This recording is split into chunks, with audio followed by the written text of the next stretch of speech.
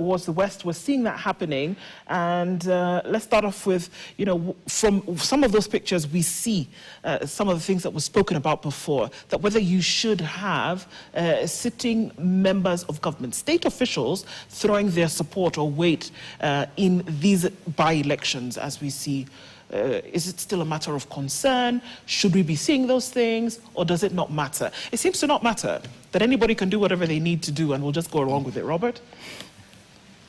The executive should stay away from active politics. They should stick to their role. Seeing a CS backing someone that is actually acting beyond his capacity, they should just stick to their role, because their influence on the ground, of course, affects how people vote, affects how people react on the ground. And it gives an advantage, of course, to the candidate who is being supported by the government machinery. Sometimes it works, sometimes it doesn't, because we also have the issue of sympathy votes, whereby when people deem someone is supported by the government, they look at this candidate who does not have that type of support, and they opt to choose the one who doesn't have that type of support. So in short, the people in the executive should stay clear of active politics. And yet, Martin, that even in the last general election, there were, for all intents and purposes, cabinet secretaries are members of the executive. If we see these things, we saw them in the last election, in the last general election, we're seeing it now, it seems to not be a big deal.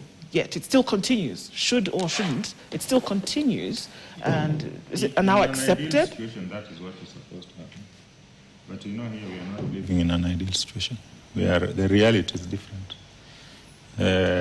Dr. Mutua is a CS because he's a party leader. He negotiated a position. So he has to be seen to still have some influence in Machakos. He has to try and hit into Kalonzo's numbers. And if Mtua's candidate beats Kalonzo's candidate in Mumbuni, they will really trumpet and say that, look, this one cannot even deliver an MCA seat. So what kind of presidential candidate is he? So the stakes are very high for Kalonzo and his team, and they're also very high for Mutua, because Mutua is in the president's corner. So he has every reason to be there doing what he's doing. And you heard him saying that walimvua nguo, that is now their supporters made sure that whoever it is, maybe from the camp of Governor Wavinya, who is supporting Stephen Kalonzo Musyoka, they made sure that that person does not dish out money. But you see, the same thing is playing out in Narok. You have the DCP candidate and you have the UDA candidate. Interestingly, nobody is talking about, because there are also by-elections in Nyamira. We would have also wanted to see what is happening on the ground in Nyamira, where Matiang'i is running candidates on Jubilee. So what is it like? Because that will also have a significant role in the opposition coalition going forward. So that is one area of interest which apparently is not coming out.